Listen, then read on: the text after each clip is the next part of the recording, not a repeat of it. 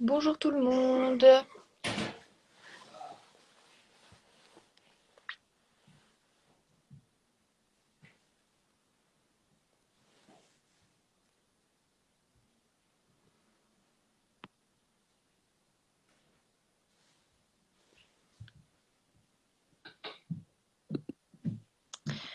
Bonjour, bonjour. J'essaye d'inviter Camille. Donc ce soir, on reçoit Camille du compte Possible. Bonjour. Donc j'essaye de l'inviter. Pour l'instant, j'ai l'impression qu'elle ne reçoit pas mon invitation. Hop, hop, hop. Ah,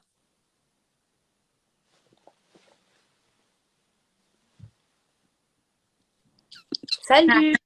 salut! Ça va? Oui, et toi? Ça va, ça va. Je me demandais, là, comme ça, le son est normal? Oui, Ok, super. Super, super. On va peut-être attendre un peu que les gens se connectent. oui. Ouais, parce que parfois il faut des écouteurs au début, enfin, sinon ça fait un écho, mais là ça va, j'ai l'impression. Ok, parce qu'en fait, je me dis si je mets l'écouteur, je pourrais pas le poser, tu sais, à la verticale. Ah oui, ouais, c'est vrai. C'est pour ça que je prends pas mes écouteurs. Ouais, mais là c'est bon. Bon bah top. Maintenant, on voit que t'es habitué, hein, le cadrage, le son, tout va bien. C'est bon, j'ai tout. Bon, le temps que tout le monde nous rejoigne, je vais juste rapidement me présenter pour ceux qui viendraient de ton compte. Donc moi, je m'appelle Ouais, Camille, je suis en quatrième année de pharmacie et là, je suis en stage à l'association. Et donc là, avec l'Association française d'eczéma, on va faire toutes les semaines des lives avec différentes personnes atteintes de différentes maladies de peau. Voilà, le but, ok. c'est de créer comme une communauté autour des maladies de peau et puis comme ça, voilà, voir un peu les problématiques en commun et en apprendre un peu plus. Et du coup, ce Ah, soir, super. on est avec toi pour la dermatillomanie. Ouais. Il y aura quoi d'autre comme pathologie de peau? Alors, la semaine dernière, on avait reçu soutien Verneuil, donc pour la maladie de Verneuil. Après, on va recevoir déjà de prévu, on a un grand brûlé, une fille qui est atteinte de vitiligo, une fille atteinte d'acné sévère, et puis après, on a bien dans ma peau, tu dois connaître aussi qu'il y a Oui, ouais, acné et Verneuil. ouais. Voilà, pour Ok. l'instant, il y a ces lives-là de prévu, donc comme ça permet de balayer un peu tout le champ des maladies de peau. Donc d'ailleurs, si vous en connaissez dans les commentaires ou quoi, n'hésitez pas à nous en Ouais. mettre. Genre psoriasis, peut-être en plus. Oui, psoriasis aussi, voilà, on cherche un compte là. Pour l'instant, Ok, on n'a pas encore eu de. On en a trouvé, mais pour l'instant, on n'a pas eu de réponse, donc on attend. d'accord. Ok. Et puis voilà. Bon, mais je pense qu'on va commencer. Ouais. 18h05. De toute façon, ce sera en replay après, il sera dispo en IGTV. Ouais, ouais, ouais. Alors, la dernière fois, j'avais plus de batterie, donc il s'était éteint d'un coup, j'avais pas pu le poster, mais là, je suis Ah, à 100%, ça devrait. Je vais pouvoir le poster, donc ça ira. ok. Bon, bah, je vais te laisser te présenter du coup. Ouais, ben du coup je m'appelle Camille, j'ai 31 ans et donc j'ai été atteinte de dermatillomanie pendant 15 ans. Donc à partir de mes 12 ans, de l'adolescence et de l'arrivée de l'acné. Voilà, et du coup j'ai créé il y a 2 ans et quelques ce compte Instagram pour vraiment parler de la dermatillomanie, faire créer une communauté de soutien, mais aussi ben mettre en lumière ce trouble parce que finalement il est vraiment pas connu du tout. Et là je viens de sortir mon premier livre sur le sujet, donc je suis super contente. Félicitations. Merci. Et à côté de ça, ben, je travaille dans la communication et j'ai repris des études dans la naturopathie il y a un an pour compléter aussi mes connaissances, etc. Tu Voilà. fais quoi dans la communication? Ben, j'accompagne des clients dans leur stratégie de communication et dans la rédaction aussi d'articles, de newsletters, etc. Donc, je suis en freelance. Ok, ok. Et t'as commencé avant la création de ton compte ou je veux dire c'est. Oui, oui. D'accord, ok. Ouais. J'avais travaillé 2 ans dans une start-up et après, je me suis lancée à mon compte et ça fait 3 ans et demi. Ah donc t'avais déjà un peu de base pour créer ton compte Oui, voilà. aussi. Ouais, ça m'a Ah, aidé. Bon, alors, du coup, est-ce que tu peux nous expliquer? Bon, comme je te disais, je pense qu'il va y avoir des points un peu redondants pour toi, mais comme ça, pour ceux qui connaissent pas, voilà, ça va permettre de vraiment découvrir. Et puis après, si vous avez des questions, surtout, n'hésitez pas à les mettre en commentaire. Si toi, t'avais mis boîte à questions, voilà, si il y en avait Ouais. que t'avais retenu. Et du coup, ben, la base, déjà, qu'est-ce que la dermatillomanie? Ouais, bah du coup c'est un trouble anxieux. Il y a enfin dans le DSM-5, donc le manuel de tous les troubles psy, il est catégorisé parmi les TOC, mais c'est vrai que ça s'apparenterait plutôt à un tic parce que les TOC c'est vraiment des troubles qu'on va faire avec certaines pensées en se disant bah si je fais pas telle action, telle chose va arriver, alors que dans la dermatomanie c'est plus une impulsion. Enfin en fait on va même pas se rappeler parfois de comment a commencé la crise et voilà donc voilà, c'est plutôt un tic, mais il y a quand même un fond d'anxiété, même si parfois on n'a pas l'impression d'être anxieux, en fait ça reste un trouble anxieux. Et il va toucher la peau, donc la peau du corps ou la peau du visage, et on va sans cesse gratter, percer, triturer toutes les petites irrégularités qu'on voit, que ce soit des boutons, des points noirs, des croûtes, des petites aspérités, voilà. Mais ça va dépasser la seule mauvaise habitude, parce qu'il y a quand même beaucoup de gens qui percent leurs boutons, qui s'arrachent des petites croûtes. Là, ça va vraiment être un trouble obsessionnel, donc on va y penser tout le temps, on va y passer énormément de temps, on va rentrer vraiment dans des transes pendant ces crises. On pourra pas s'arrêter, il va y avoir des conséquences sur la vie sociale, etc. Ouais, c'est ce que tu disais dans une interview, je sais plus laquelle, c'est que vraiment ça devient une obsession, Ouais, tu vis pour ça presque limite. Enfin, tu penses qu'à ça tout le temps. ouais, C'est là que ça devient vraiment maladif, pas comme juste tiens, j'ai un bouton blanc, je vais le percer. oui, voilà. Ouais, non, c'est Et clair. est-ce que tu sais, parce que tu disais souvent que ça venait de comme la recherche de la perfection.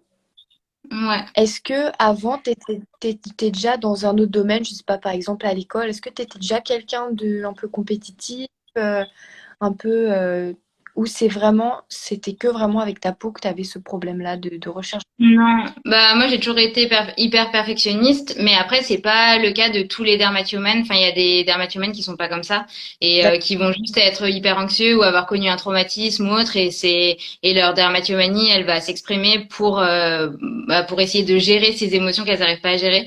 Mais c'est vrai que quand même dans la grande majorité des cas, on est beaucoup à être perfectionniste, à être du coup oui dans la compétition, à vouloir toujours être un peu les meilleurs entre guillemets dans tous les domaines, mais autant sur l'aspect physique que dans la vie, on va avoir du mal à accepter l'imperfection quelle qu'elle soit quoi. Mais c'est pas tout le monde. Mais moi oui. Donc toi, du coup, ton facteur déclenchant, ça a été les premières imperfections de la peau, les premiers boutons et tout ça. Ouais, chez moi, ça a été vraiment un peu un pont m'a amené à avoir ces comportements et après à mettre en place un rituel, etc. Mais c'est vrai que c'est pas non plus le cas de tout le monde. Il y en a qui développent de la dermatomanie sans avoir de l'acné, qui vont vraiment gratter leur peau comme ça. Enfin, ils vont gratter les petites aspérités qu'il y a. Ça va leur faire du bien, donc ils vont continuer même s'ils ont pas d'acné. Ouais, parce que ça, justement, c'est souvent on pense, enfin, surtout que quand on voit tes photos, c'est assez impressionnant, voilà, les rougeurs et tout. Donc, on se dit, devait y avoir enfin, des plaies assez importantes. Et en fait, non, ça peut partir de rien du tout. C'est vraiment Ouais, l'action de se triturer tout ouais. bas qui rend la peau aussi rouge. Ouais, bah, on peut juste percer les points noirs, les pores ou des petites bosses, mais qui, en fait, à l'œil nu, il faut vraiment se rapprocher de très près pour le voir, mais sinon, ça se voit quasiment pas, quoi. Donc, ouais. Et est-ce qu'aujourd'hui, avec du recul, quand tu repenses à cette période, tu as vu comme ça une montée crescendo je suppose, au début, par exemple, tu passais, je sais pas, j'ai n'importe quoi, 10 minutes, et puis après, au fur et à mesure, tu as commencé à y passer des heures, des heures, des heures. Ouais, Et- ouais, bah, au début, c'est clair que c'était juste quand je rentrais du collège, j'allais voir comment était ma peau. Voilà, ça commençait à devenir un peu obsessionnel, mais j'y passais pas non plus beaucoup de temps. Et avec les années, oui, ça a été vraiment de plus en plus. Mais il y a eu des phases aussi. Il y a eu des phases où c'était beaucoup, après un peu moins. Mais au maximum, je faisais des crises parfois 2 fois par jour. Et les plus grandes crises, elles pouvaient durer jusqu'à 4 heures. Enfin, donc voilà, c'était vraiment long, quoi. Et comment tu gères, parce que du coup, 4 heures, 2 à 3 fois dans une journée, enfin, imaginons deux grosses crises de 4 heures dans la journée.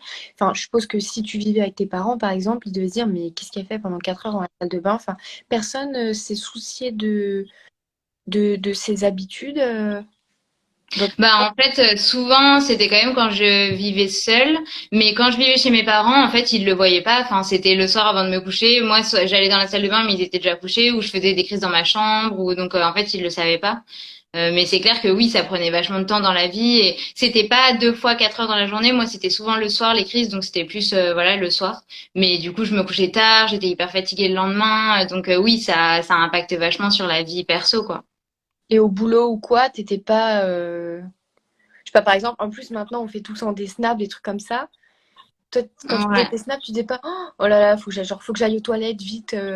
Ça t'empêchait Bah, pas de en faire fait, trop. justement, moi, à mon époque, il y avait beaucoup moins de réseaux sociaux, donc Ah oui, heureusement. Enfin, là, moi, j'ai 31 ans et en fait, Facebook, je l'ai eu, j'étais en prépa, mais je regardais que le week-end parce que j'avais pas d'ordinateur portable. Et Insta, enfin, je l'ai eu il y a pas non plus très longtemps. Enfin, j'étais déjà, ça allait déjà vachement mieux. Mais c'est clair que je me suis dit que si je les avais eus vraiment au tout début de ma derma, je pense que ça aurait aggravé le truc parce que ça m'aurait rendu encore plus obsessionnelle de ma peau avec les filtres et tout.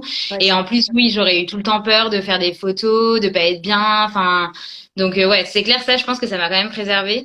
Mais sinon, au travail, ça m'est déjà arrivé. Enfin, oui, ça m'est arrivé de d'annuler des journées en disant que j'étais malade ou quoi parce que j'avais fait une crise la veille et que je me voyais pas sortir comme ça. Ouais. ouais, donc comme beaucoup de maladies de peau, finalement, un absentéisme dû aux crises, quoi. Ouais. Et du coup, à quel moment est-ce que tu as posé le terme de dermatillomanie? Est-ce que c'est toi-même en faisant des propres recherches ou est-ce que c'est un dermatologue ou enfin, comment est-ce que t'en es amené à poser ce terme? Ben, au début, j'avais vu plein de dermatologues différents et eux, ils ont jamais posé de mots dessus. Enfin, ils voyaient que j'avais de l'acné, enfin, ils pensaient que j'avais de l'acné, donc ils me donnaient des traitements antibio, des trucs comme ça. Sauf que voilà, ça durait des années, ça partait pas. Enfin, c'était bizarre. Et mais jamais ils se sont dit que ça pouvait être autre chose. Enfin, je pense qu'ils connaissaient pas. Et toi, tu Euh, leur en parlais pas? Bah moi je savais pas non plus que c'était un trouble. Moi je voyais que j'y passais du temps, mais je me disais juste que j'avais une mauvaise habitude avec ma peau et que je passais du temps à percer mes boutons comme tout le monde, mais que juste j'y passais un peu plus de temps que les autres quoi. Mais je pensais pas que c'était un trouble. Ah, tu Et voyais pas encore ça comme comme vraiment quelque chose de lié. Enfin, tu voyais pas ça comme une maladie, entre guillemets, à ce moment. non, non, non. D'accord. Non, non, pendant des années, pendant quasiment 8 ans, je pensais que j'étais la seule responsable et que je manquais juste de volonté pour m'empêcher de toucher ma peau, quoi. Je pensais pas que, vu qu'il y a plein d'autres personnes qui grattent leurs boutons, etc., bon, bah, je me disais, bah, je suis comme eux, sauf que j'ai un peu du mal à m'empêcher de le faire. Et, mais au fil du temps, oui, j'ai commencé à voir que déjà ma peau, elle était pas pareille que les autres. J'avais plus de rougeur, plus de croûte, etc., que j'y pensais beaucoup plus, que j'y passais du temps, tout ça. Donc, j'ai fait des recherches et je suis tombée sur un article qui parlait de dermatomanie. Mais c'est vrai que ça m'a pas marqué plus que ça parce qu'il y avait pas de solution. Enfin voilà, il donnait juste le terme. Donc je me suis arrêtée à ça. Et plusieurs années après, j'ai fait des recherches sur Facebook pour voir s'il y avait des groupes. Et là, j'ai trouvé des groupes anglais. Donc avec le mot skin picking qui parlait de ça et là qui montrait des photos, les gens racontaient leur histoire, etc. Et là, ça m'a vraiment vachement aidée parce que je me suis dit, je suis pas seule. Enfin, vraiment un mot qui existe et du coup, il y a l'espoir de solution, quoi. Mais c'était quasiment 10 ans après. Donc pendant 10 ans, je me suis dit, non, mais je vais y arriver toute seule. C'est qu'une question de volonté et tout ça. Alors en fait, non. Ouais, ouais. Bah, justement, ouais, je me demandais si tu avais toi aussi eu accès à des comptes un peu comme celui que toi-même t'as créé. Donc tu dis que oui, et c'est un peu grâce à ça que... Bah non, justement, il y avait aucun compte Insta, il y avait pas de blog ou quoi que ce soit. Il y avait juste des groupes Facebook de soutien, mais en fait, où les gens, c'était plus des plaintes. En fait, les gens mettaient des photos, ils disaient j'en ai marre, je sais pas quoi faire, etc. Mais enfin, personne n'avait réussi à s'en sortir ou quoi. Donc c'est vrai que c'était un peu, bah parfois dur parce qu'en fait, il y avait pas de solution, quoi. Mais ça faisait juste du bien de d'avoir une communauté où je pouvais me dire ah bah je suis comme elle, ou voilà. Mais ça s'arrêtait Hmm. là, quoi. Ok, ouais, il n'y avait pas de conseils, personne n'avait trouvé de traitement, rien du tout, enfin de traitement entre guillemets. Oui. Enfin, du coup, ça avait rien à voir avec ce que toi tu fais, quoi. Bah, avec possible, ouais, non, c'était pas pareil. Mais après, c'était déjà super d'avoir créé ça et qu'il y ait des Oui. groupes de soutien, quoi. Mais oui, c'était moins orienté solution, etc. Et du coup, donc est-ce que c'est du coup à partir de ce moment-là que tu t'es dit que, enfin, à quel moment tu t'es dit, là, ça c'est trop, faut vraiment que je me prenne en main, enfin, que je me fasse suivre, enfin, À quel moment Ouais, tu as eu ben ce déclic c'était de... quand j'ai eu 24 ans et ça faisait déjà 12 ans que j'avais la derma et en fait c'est une de mes meilleures potes qui m'a dit mais si tu n'y arrives pas et que tu as déjà tout essayé que ça change pas, il faut que tu changes de stratégie, il faut que tu te fasses aider et du coup là j'ai demandé conseil à une copine qui avait déjà vu un psy et j'ai vu un psychiatre qu'elle connaissait qui connaissait pas la dermatillomanie mais il a vraiment bien compris ce que c'était parce qu'il a compris que c'était une addiction, que c'était comme n'importe quel Ouais, trouble anxieux. Et du coup, bah, c'était déjà super de pouvoir en parler, de pouvoir me confier, tout ça. Donc voilà, ça a été une première étape importante. et parce que justement, là, ça me fait penser, tu parles de, enfin, que c'est comme une addiction. Et souvent, quand on a une addiction, il y a on ressent un plaisir. Par exemple, je dis, imaginons qu'on soit, qu'on ait une addiction à l'alcool. Quand on consomme l'alcool, on ressent vraiment un plaisir à bien-être. Mais ce qui est un peu paradoxal, c'est qu'avec la dermatillomanie, quand je t'en entends parler un peu, j'ai l'impression que toi, en fait, il y avait pas de plaisir à Si, le si. faire. Si, Parce que, si, justement, il y en avait. En fait, ah, sur ok. le coup, c'est quand on est en crise, on ressent pas du tout la douleur. On est complètement dans une bulle déconnectée, en transe. Et dans ces moments-là, justement, on a de la satisfaction en fait à faire ce comportement parce que on a l'impression de qu'on va lisser notre peau, on a l'impression qu'on est en train de faire disparaître un peu les Ah, d'accord. imperfections. Et sur le coup, ça donne vachement de satisfaction de comme si on avait une mission à accomplir et qu'on la faisait et c'est ça qui fait qu'on y revient sans cesse parce que aussi ça nous permet de penser à rien et c'est juste quand on sort de la crise et qu'on réalise les dégâts sur la peau que là c'est difficile etc mais sur le coup on n'a ni douleur ni regret ni quoi que ce soit on est vraiment dans le comportement quoi. Ah, d'accord. Donc, sur le moment, ouais, t'es vraiment, tu te dis, ah, là, là, c'est parfait, là, je suis bien, là, je fais ce qu'il faut. Bah non on se dit pas vraiment ça mais en fait on bah, je sais pas, de toute façon, c'est irrationnel, c'est un trouble, quoi. Mais sur le Ouais, coup, ouais. on a l'impression de faire quelque chose de bien parce que c'est quelque chose qu'on a répété. Et en fait, la raison, elle est plus là. Enfin, on n'est pas, c'est comme quelqu'un qui sait qu'il doit pas boire, mais il boit quand même. Enfin, voilà, c'est Ouais, comme ouais, dans toutes ouais, les ouais. addictions, quoi. En fait, on n'est pas, et effectivement, sur le coup, je me dis pas, ah, c'est trop bien ce que je fais, Mais mais c'est juste que ça, je vois. ça comble une partie de moi, quoi. Ouais. Mais donc, comme tu dis, ça dure pas longtemps. Et puis, dès que t'as fini, la culpabilité arrive, quoi. C'est ça. Ouais, bah ça dépend. Il y a certaines crises qui ont duré vraiment longtemps. Parfois, comme je te disais, ça peut durer 3, 4 heures. Mais après, oui, quand on sort de la crise, on réalise. Et là, oui, c'est culpabilité, honte, tristesse, etc. Et dans ces moments-là, il y avait personne de ton entourage à qui tu pouvais te confier. Bah souvent c'est quelque chose qu'on cache parce qu'on en a honte. Donc moi pendant des années je voulais pas en parler parce que voilà j'avais trop honte. Je voulais pas dévoiler cette partie de moi. J'avais l'impression que c'était un aveu d'échec etc. Donc j'en parlais pas. Mais après oui petit à petit j'ai commencé à en parler à des amis, à ma sœur. Mais c'est vraiment pas facile de parler de ce genre de choses quoi. Souvent on préfère le garder caché. On se dit bah je vais y arriver toute seule. Je veux pas montrer ça aux autres quoi. Et ouais, ouais, c'est bien ça. Et puis, qu'est-ce que je veux dire? Oui, donc du coup, tu as commencé à te faire suivre par un psychiatre. Et puis, Ouais. aussi une autre chose intéressante, c'est, alors je sais plus comment tu appelles ça, un truc avec le mot cognitif dedans. Ah oui, après, du coup, j'ai fait une TCC, donc thérapie cognitivo-comportementale, et ça, c'est des thérapies qui sont vachement indiquées pour tout ce qui est TOC, addiction, etc. Parce que ça permet vraiment de déconstruire. On travaille sur les habitudes, les pensées et les émotions associées. On travaille vraiment sur ces trois choses pour essayer vraiment de comprendre ce qui se passe, de déconstruire, de mettre en place des nouveaux comportements, de penser différemment aussi. Ça, c'était vraiment super, ça m'a vachement aidé. Est-ce que tu avais déjà, parce que du coup, tu expliquais que c'était un peu, donc ça permet de voir quels sont, qu'est-ce qui t'amène à faire la crise et tout. Est-ce que tu avais déjà, et puis aussi, je crois que tu disais que c'était un peu ça qui aidait à chercher l'origine du problème, c'est ça? Bah, en fait, c'est un peu. Enfin, si on s'entête à vouloir trouver une cause, je pense qu'on peut y passer toute sa vie, parce que dans tous les cas, on n'aura jamais de réponse, enfin, vraie à 100%. On saura jamais, quoi, si c'est ça ou pas. Mais en tout cas, oui, ça permet de mieux se connaître et de mieux comprendre le trouble. Ça, c'est sûr. Et c'est quelque chose que tu avais jamais essayé de faire avant d'aller faire cette thérapie?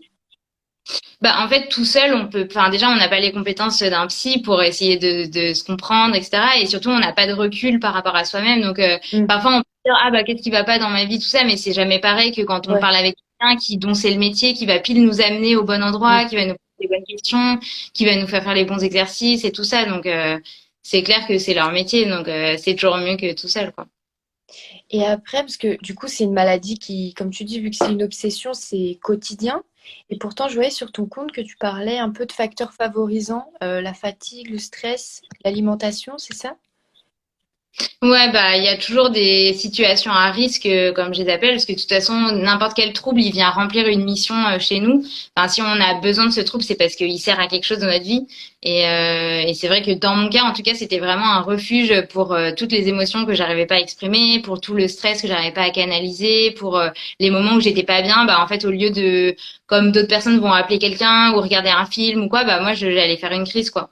Ouais, Donc, c'était parfois même pour des tout petits trucs, hein, mais il y avait vraiment quand même des situations à risque quand j'étais vraiment épuisée, quand j'allais avoir mes règles, quand je mangeais beaucoup de sucre, quand je me retrouvais toute seule chez moi après avoir été avec des amis, par exemple, un week-end. Ou voilà, il y a plusieurs situations à risque comme ça et c'est vraiment intéressant d'essayer de les identifier. c'est ton refuge, enfin, c'était ton refuge, du coup, ok. C'était ta façon de Ouais. exprimer ta tristesse. Bah, comme n'importe quelle addiction ou autre, c'est toujours un peu ça le but finalement. Enfin, c'est autant un refuge qu'un exutoire pour faire sortir des choses, quoi. Ouais, ouais, bien sûr. Et je voulais te demander, alors,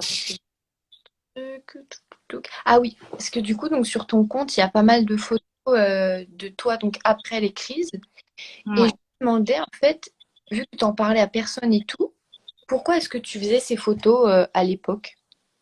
Ouais, bah, c'est une bonne question. Je pense que il y avait plusieurs raisons. Déjà, je pense qu'au fond de moi, je savais qu'un jour j'allais partager, enfin, j'allais faire un projet autour de ça, même si ça peut paraître super bizarre, et je l'avais même pas conscientisé, mais je pense que je me disais qu'un jour, si je m'en sors, j'ai envie d'en parler, j'ai envie de pouvoir aider, etc.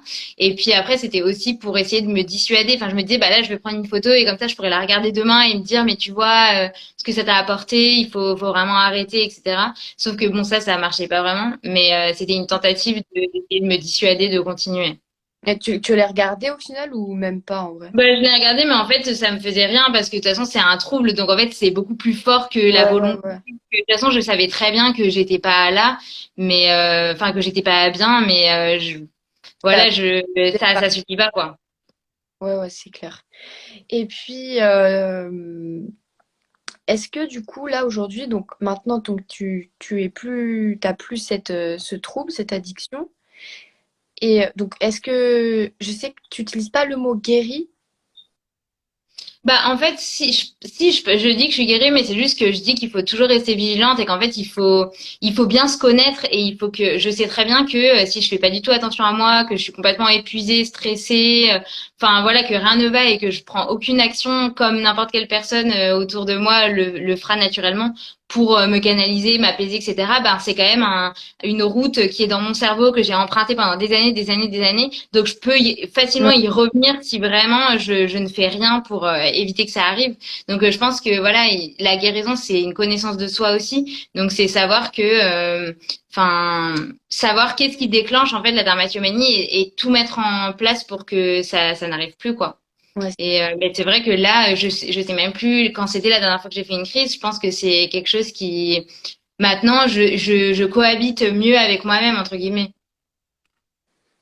ouais, bah ça c'est super. En tout cas, tout le monde dit merci beaucoup. Enfin, ça a l'air d'être vraiment bénéfique Trop pour bien, plein de gens.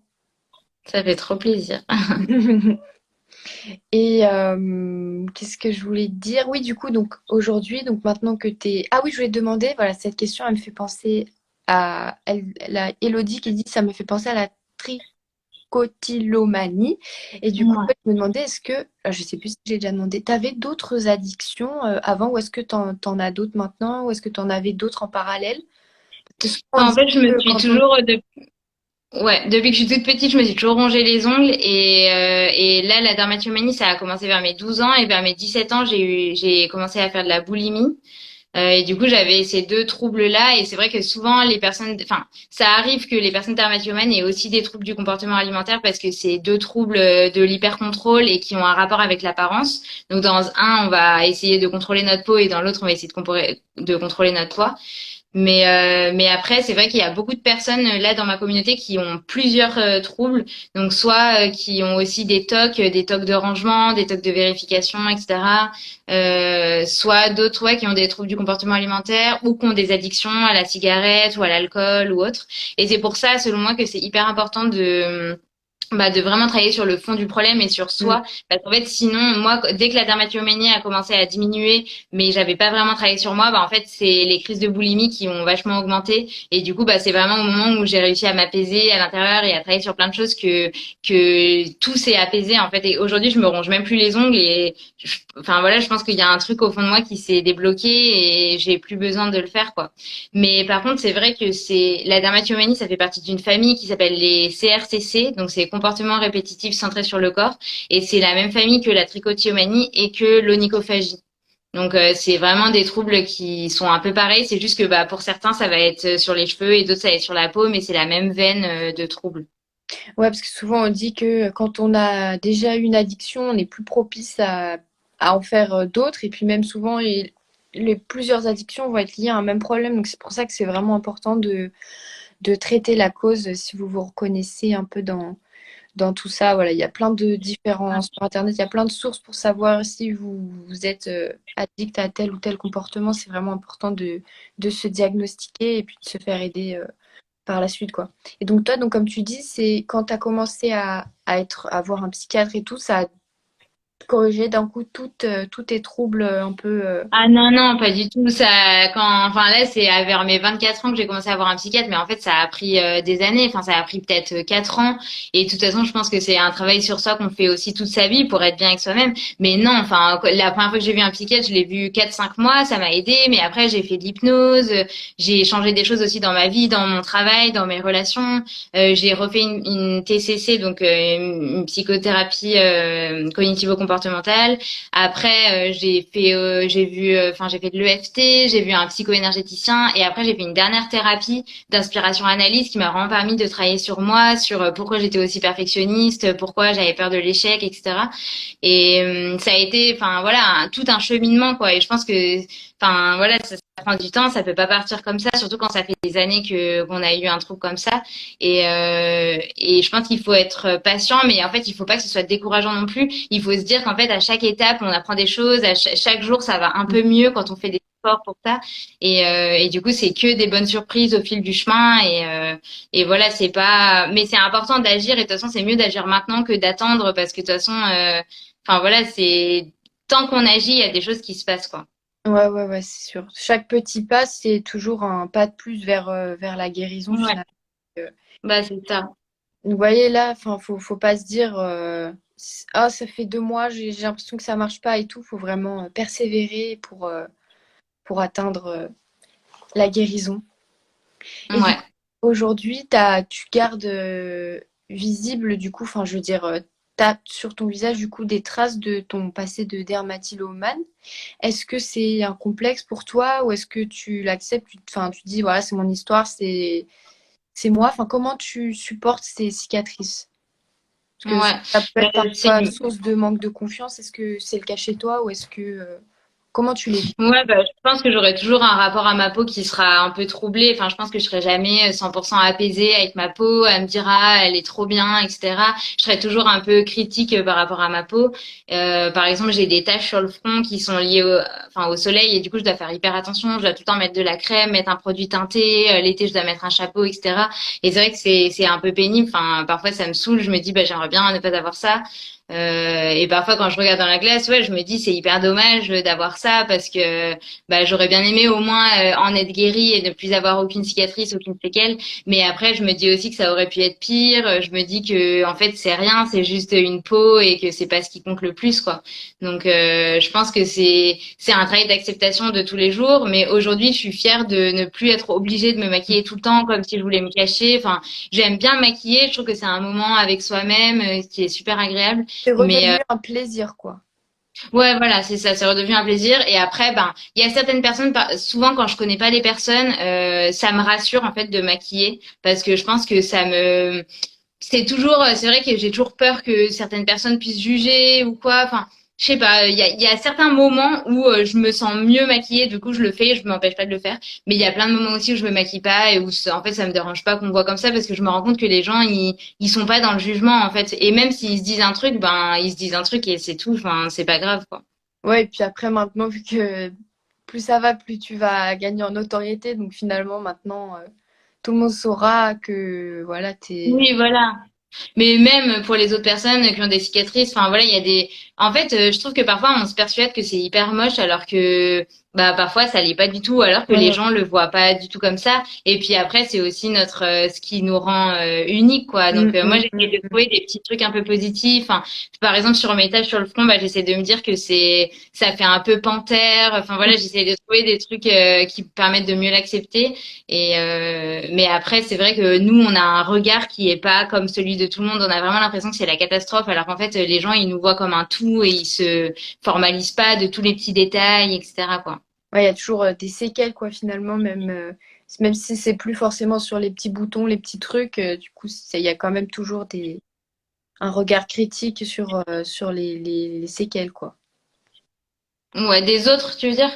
Oui. Non, non, non, Ouais, toi-même là, tu continues quand même de faire un petit peu une fixation sur. ah, non, bah non, c'est pas une fixation, mais c'est que oui, je pense que j'aurai jamais un regard qui sera 100% où je ne penserai pas à ma peau en mode, Ouais, oh oui, j'ai oublié d'y penser. Enfin, oui, c'est ouais, clair ouais. qu'après avoir eu 15 ans de dermatomanie, surtout là, avec ce compte où j'en parle énormément, etc., je pense que mon rapport à ma peau, il est empreint de cette histoire. Enfin, il sera jamais comme celui de quelqu'un qui n'a jamais eu de dermatomanie et qui ne regarde même pas sa peau, s'en fiche, etc. Mais après, c'est pas une souffrance au quotidien et c'est pas une prison. Où je pleure en me voyant, où Ouais, ouais, je suis ouais. obligée de toujours me cacher comme avant. En fait, maintenant, c'est juste que j'apprends à l'accepter au jour le jour et voilà, c'est tout, quoi. Et alors, il y a une question très intéressante qui demande si, quand tu voyais un psychiatre, tu as eu recours à des antidépresseurs, anxiolytiques ou des suppléments alimentaires comme l'acétylcystéine. Ouais, c'est une bonne question. Moi, non, enfin, je voulais pas prendre d'antidépresseurs parce que je pense que mon état le justifiait pas dans le sens où j'étais pas dans une énorme détresse psychique et j'avais envie de travailler d'abord sur d'autres choses, sur des exercices, sur tout ça. Mais par contre, je pense que il faut pas avoir honte de prendre des antidépresseurs et surtout si c'est quelque chose qui permet de mettre un peu entre parenthèses la souffrance pour pouvoir avancer sur d'autres choses et voilà pour pouvoir mettre en place des exercices, reprendre confiance en soi, etc. Parfois en cure, ça peut être vraiment important pour certaines personnes. Mais après voilà, il faut savoir que ça soigne pas. C'est juste une béquille qui permet de d'avancer, Mm. etc. Mais il faut vraiment travailler sur soi en parallèle. Et le NAC, ouais, j'en ai pas mal entendu parler sur les groupes de soutien anglo-saxons. Ils en parlent beaucoup. Donc le N-acétylcystéine. Parce qu'en plus, à la base, je crois que c'est pas du tout indiqué pour les TOC ou les addictions ou quoi. Je crois que c'est un. Enfin, toi, tu dois peut-être plus connaître, mais Je c'est crois que pas du tout pour ça. pour les cheveux, etc., non, je crois que c'est plus pour Je la sais beauté plus des pourquoi ongles, c'est. des cheveux. Mais du coup, apparemment, effectivement, il y a eu quelques études sur ça, mais c'est pas hyper probant. Donc voilà, moi, je connais une personne qui a essayé, ça lui a rien fait. Donc bon, ça, je pense que ça dépend des gens. Les seuls trucs que j'ai pris, c'est des compléments alimentaires, notamment en magnésium, donc du magnésium de type bisglycinate ou glycérophosphate, parce que c'est des formes qui sont hyper bien assimilables par le corps. Ouais, Et j'avais aussi pris du tryptophane, donc c'est un acide aminé qui va être précurseur de la sérotonine et qui va permettre ben voilà, de mieux gérer certains états émotionnels et de se sentir un peu plus voilà bien au quotidien de quoi. réguler l'humeur, quoi. C'est D'accord. ça. Et j'avais aussi pris de la rhodiole. C'est une plante pareil qui peut être intéressante pour les états un peu dépressifs, un peu anxieux, etc. Ouais, et ça d'ailleurs, la rhodiole, c'est par rapport à d'autres antidépresseurs, pour ceux que ça intéresse, ça fait effet plus vite, parce que souvent les antidépresseurs, ça met 2, 3 mois avant de faire effet, Ouais. tandis que la rhodiole, ça fait effet en Mais quelques... la rhodiole en plus c'est une plante, c'est même pas un Oui, antidépresseur, enfin c'est un antidépresseur naturel oui, quoi. voilà, et en plus, c'est naturel, donc pour ceux qui ont un peu peur, voilà, souvent on diabolise un peu les antidépresseurs, mais c'est vrai que c'est un peu un cache-misère finalement, quoi. Ça sert à rien de prendre des antidépresseurs sans rien faire à côté pour vraiment Oui. traiter la cause, c'est toujours le même problème, faut vraiment traiter la cause en priorité. Ouais. Et donc, du coup, oui, tes cicatrices, tu comptes faire du laser ou tu suis des soins ou... Ben, pour l'instant, j'en ai pas fait, mais je pense, oui, un jour, j'aimerais bien aller en institut et faire peut-être des soins de peau, etc. Mais c'est vrai que pour l'instant, je l'ai pas encore fait. Après, heureusement, j'ai quand même de la chance. J'ai pas énormément de cicatrices, parce que je pense que, enfin voilà, j'ai aucune cicatrice en creux. J'ai juste la peau qui est plus abîmée. Enfin, j'ai les pores plus dilatés, j'ai des rougeurs, etc. Là, je suis maquillée, donc ça se voit pas trop, mais j'ai quand même voilà, une peau qui est plus abîmée qu'avant. Surtout que j'avais une super qualité de peau à la base, donc bon, voilà. Mais oui, je pense qu'un jour, je ferai peut-être des soins de voilà profonds, peut-être au rétinol ou des trucs comme ça, mais j'ai encore jamais fait. Mais dans mon livre, je détaille pas mal de traitements qui peuvent être intéressants pour les cicatrices. Je détaille des routines de soins aussi qui peuvent aider à la cicatrisation, tout ça. Donc voilà. Super intéressant. Bah, d'ailleurs, du coup, en parlant de ton livre, est-ce que tu peux nous en parler un petit peu? Bon, donc, pour ceux que ça intéresse, t'as déjà mis pas mal d'extraits sur ton compte Insta. Ouais. Là, j'ai pas bien compris, on peut le commander ou on peut le précommander? Bah en fait au début ça devait être une période de précommande pendant 2 semaines et après c'était terminé et le temps que les livres sont imprimés etc. Mais en fait finalement j'ai décidé de laisser la boutique ouverte tout le temps parce que j'ai imprimé plus d'exemplaires. Donc en fait là ça y est je crois que les livres non ils seront imprimés oui, si je crois que là ils sont terminés ils ont été imprimés et ils vont arriver moi je vais les recevoir jeudi prochain. Et donc après, les livraisons, elles vont commencer à partir de vendredi prochain, donc dans une semaine. Donc voilà, donc ça, ce sera pour toutes les personnes qui auront commandé avant vendredi prochain. Mais après, les livraisons, elles se feront voilà au fil des commandes, comme pour n'importe quel livre.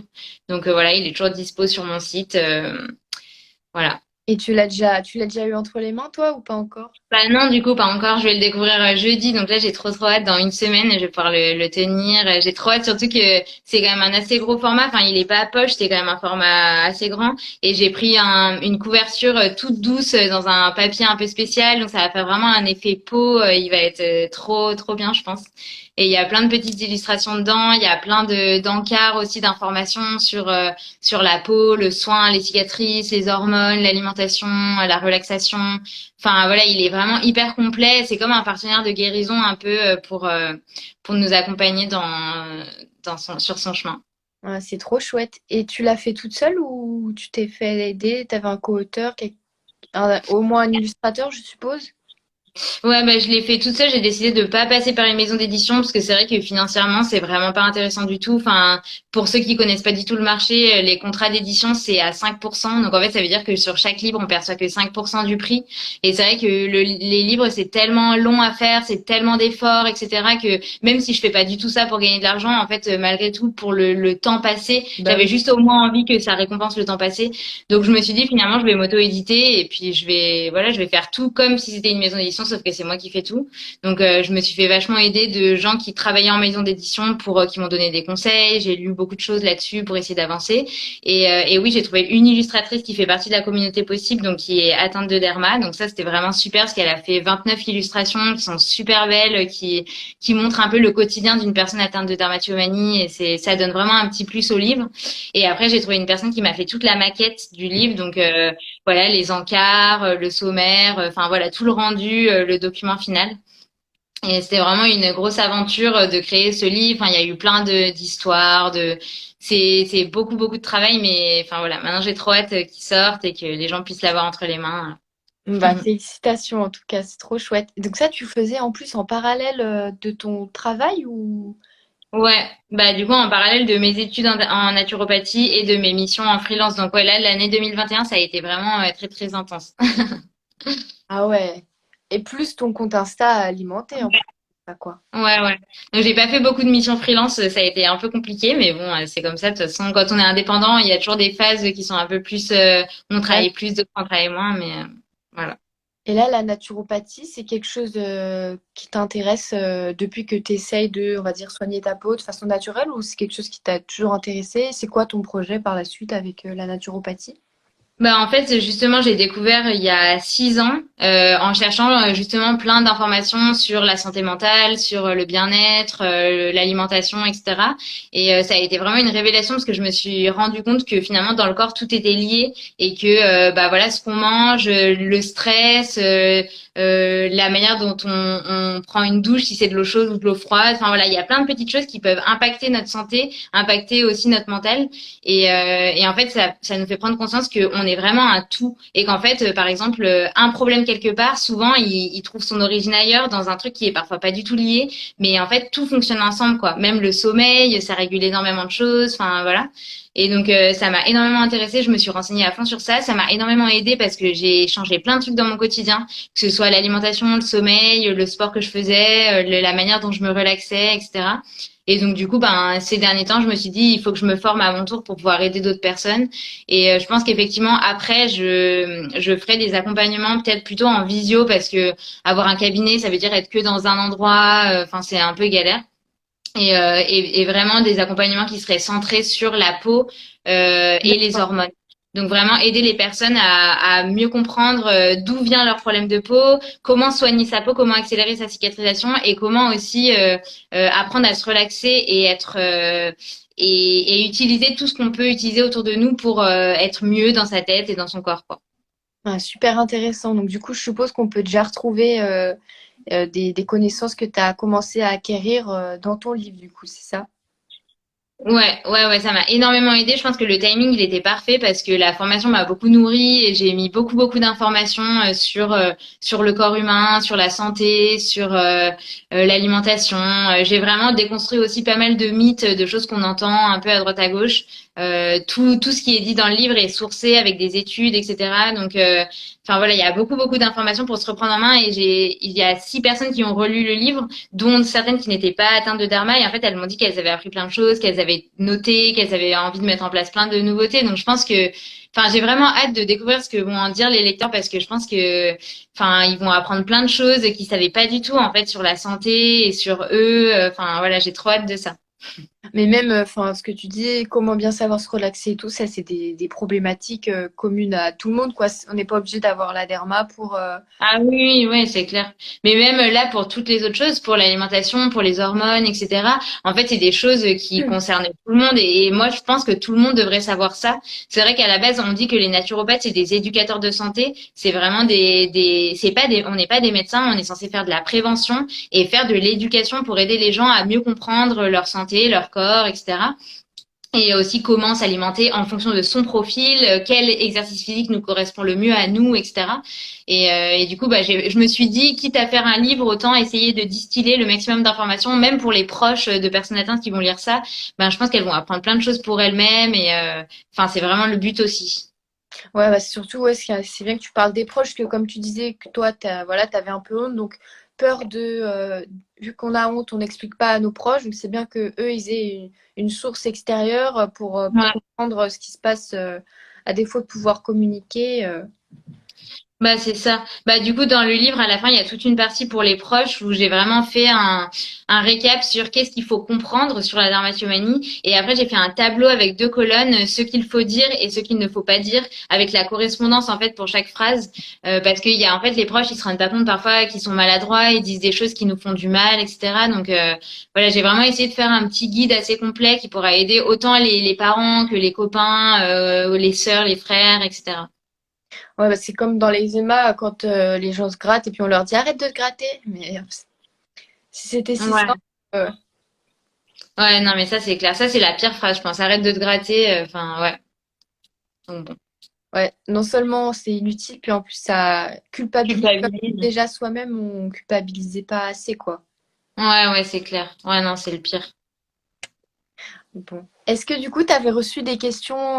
Moi, j'ai fait le tour de mes questions. Là, j'essaie de regarder si j'en ai pas oublié. Est-ce que toi, t'avais reçu des questions? Bah non, j'en ai pas reçu. T'en Donc, avais pas non plus? Là, je ouais. vais regarder dans le live. En tout cas, ouais, ils ont tous hâte de recevoir le livre. Trop bien. J'ai trop hâte aussi. La nourriture et la derma sont très liées. Si je ne fais pas attention à ce que je mange, je suis plus sujette à faire des crises de derma. Ouais, bah ça je pense que ça dépend vachement des gens, mais effectivement moi j'avais remarqué ça aussi que surtout quand je mangeais trop de sucre le soir, j'avais vraiment l'impression que ça, bah je sais pas, je faisais plus de crises dans ces moments-là, donc ça nourrissait certainement une zone de mon cerveau qui était propice à se lancer dans ces comportements addictifs. Ça c'est vraiment important de s'observer pour ça, et il y a aussi le fait que on le dit souvent que le système digestif c'est le deuxième cerveau. Mm. Mais en fait, enfin, c'est assez fou parce que j'ai fait une enquête sur la dermatomanie et il y a plus de 2000 personnes qui ont répondu et j'avais mis une question à la fin, est-ce que vous avez des problèmes digestifs? Donc c'était assez large, ça englobait autant des brûlures que de la diarrhée, constipation, enfin voilà, tout ce qui peut arriver. Et il y a quand même 50% des gens qui ont répondu qu'ils avaient des problèmes digestifs. Et moi, ça a été mon cas. Et la naturopathie, justement, m'a vachement aidé par rapport à ça, à réparer ma muqueuse intestinale, à enlever tout ce qui était ballonnement, etc. Et en fait, je sais que c'est intimement lié à ma santé mentale aussi, parce que en fait, en général, quand ça va pas dans le ventre, ça va pas dans la tête non plus. Ouais, Et donc, ouais. du coup, ben, si on a une alimentation qui est pas adaptée, si on a une intolérance alimentaire qu'on n'a pas détectée, ou si on mange trop vite, qu'on mastique pas assez, etc. En fait, c'est des choses qui sont basiques, mais qu'il faut savoir. Même le fait de boire trop d'eau, par exemple, pendant les repas, ça dilue les sucs gastriques et du coup, bah, on digère beaucoup moins bien. Enfin voilà, c'est plein de petites choses en fait qu'il faut savoir. Et parce que quand on n'a pas un bon confort digestif, en général, ça va pas dans la tête non plus. De toute façon, on l'a tous expérimenté. Quand on a mal au ventre, en général, on a envie de rien faire, on n'est pas bien. Enfin, donc c'est clair qu'il y a un énorme lien en fait entre ce qu'on mange, la façon dont on digère et notre santé mentale et notre peau aussi, parce qu'il y a plein de problèmes de peau qui sont aussi liés à des intolérances alimentaires et les gens le savent pas forcément et voilà. Ouais, exactement. Moi, j'avais une copine, elle disait qu'elle avait un bouton coca. C'est à chaque fois qu'elle buvait du coca, elle avait le même Ah bouton oui. qui apparaissait au même endroit à chaque fois. Ah ouais, ouais, c'est ouf hein, ça. Ouais, c'est Ouais, non. incroyable. Mais une fois, j'étais allée voir un dermato qui m'avait dit non, non, il n'y a pas de lien entre Ouais. l'acné et de la nourriture. Bah, si, quand même, je l'observe. Non, mais ça, c'est vraiment problématique. Enfin, nous, c'est un peu un gros problème qu'on a en naturopathie aussi, parce que la naturo, elle est pas très bien considérée parmi le monde médical, parce qu'il y a beaucoup de médecins qui disent que la naturo, c'est des charlatans, que c'est pas vrai, etc. Je pense qu'il y a un gros travail à faire en France là-dessus, parce que par exemple, en Allemagne, c'est pas du tout le cas, et les médecins et les naturopathes travaillent ensemble. Et enfin, moi, dans un monde idéal, j'adorerais que ça fonctionne comme ça aussi, parce qu'on a beaucoup à s'apporter. Mais c'est vrai qu'il y a, bah, dans les études de médecine, il y a peu de formation en nutrition. Donc, c'est quelque chose qui est pas trop enseigné. Et malheureusement, c'est pas, je pense pas que c'est de la mauvaise volonté, mais c'est juste qu'ils connaissent pas. Et du coup, ben, enfin, voilà, ils ont du mal à orienter là-dessus, quoi. Honnêtement, Et même surtout en qu'en plus, Vas-y, ouais, vas-y. vas-y. Non, vas-y, toi. Non, non, vas-y. Je disais que même nous en pharma, il y a avant, je sais que c'était vraiment un gros socle de la formation, voilà vraiment les plantes, etc. Et aujourd'hui, c'est vraiment c'est minime, c'est très Bah centré ouais. sur la chimie, quoi. Ouais, ouais. Ouais, Alors alors qu'au que final, les gens, en plus, ils sont demandeurs de plus en plus de choses naturelles.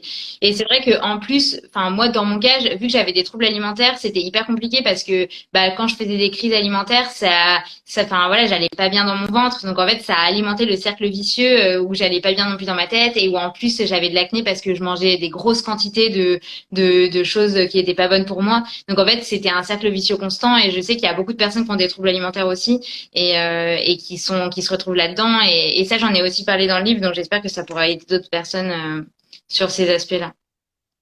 en tout cas, ça fait super envie, ça donne vraiment envie de lire ton livre. Ça a l'air d'être une mine d'informations sur plein de Mm. sujets, donc ça a l'air vraiment chouette. Je regarde, on a eu quelques commentaires. Il y a une fille qui dit que quand elle a faim ou quand elle est fatiguée, elle a plus de grosses crises. Donc, c'est ce que tu disais tout. Ouais, Et puis, une qui dit qu'elle se sent sale en mangeant mal. Et du coup, je me dis perdu pour perdu, j'attaque ma peau, ça fait exutoire pour tout ce que j'ai à manger avant en même temps. Ouais, donc toujours cette culpabilité, ouais, ça, je comprends trop. Ouais, comme c'est clair. l'autoflagellation, quoi. Ouais, exactement. Et foutu pour foutu, je pense qu'on a tous connu ça. C'est une sensation qui est vraiment difficile à gérer, mais on l'a tous. Puis ça entretient vachement le cercle vicieux de Ouais. foutu pour foutu, j'ai arrivé. Bon, bah, en tout cas, merci beaucoup. Moi, je pense que j'ai fait le tour. Est-ce que toi, il y a un petit mot que tu aimerais dire à ceux qui nous regardent? Bah non, bah merci d'avoir été là. J'espère que ça a appris des choses aux gens, que ça donne aussi de l'espoir parce que, enfin voilà, c'est toujours possible d'aller mieux et vraiment, il faut pas croire qu'on est destiné à être dermatillomane toute notre vie. Enfin vraiment, tout est possible en fait. Et juste, il faut pas attendre que la guérison tombe du ciel ou que du jour au lendemain ça aille mieux. Il faut vraiment essayer de se renseigner, de mettre en place des choses et en fait, après coup, vraiment, on est reconnaissant pour tout ce que la Dharma a pu nous apporter parce que souvent, ça nous fait nous intéresser à nous, à comment on fonctionne, à comment on peut essayer d'aller mieux, etc. Et en fait, on en ressort hyper grandi. Donc voilà, faut vraiment essayer de travailler sur soi. Et en fait, quand on est bien avec soi-même, on n'a plus besoin de se réfugier dans des exutoires comme ça. Parce qu'on en trouve d'autres et qui sont plus respectueux, plus sains. Ouais, au final, on peut dire que ça t'a quand même attiré pas mal de... Voilà, aujourd'hui, tu as écrit un livre, tu n'aurais peut-être jamais écrit de livre Bah, c'est ça. Ouais. dans ça. Donc, faut vraiment arrêter de se punir. Il faut essayer de voir un peu aussi le positif, quoi. Mais en tout cas, Ouais. là, il y a quelqu'un qui vient de demander si le livre était toujours disponible. Donc, tu as bien dit que oui. Oui. Là, on va je vais mettre le replay du live et puis dans la description, je mettrai le lien pour télécharger ton livre. Trop bien. Bah, merci beaucoup. Merci beaucoup à toi. Bah, bonne soirée à tout le monde et puis prenez soin de vous. Ouais. Bonne soirée tout le monde. Au revoir. Au revoir.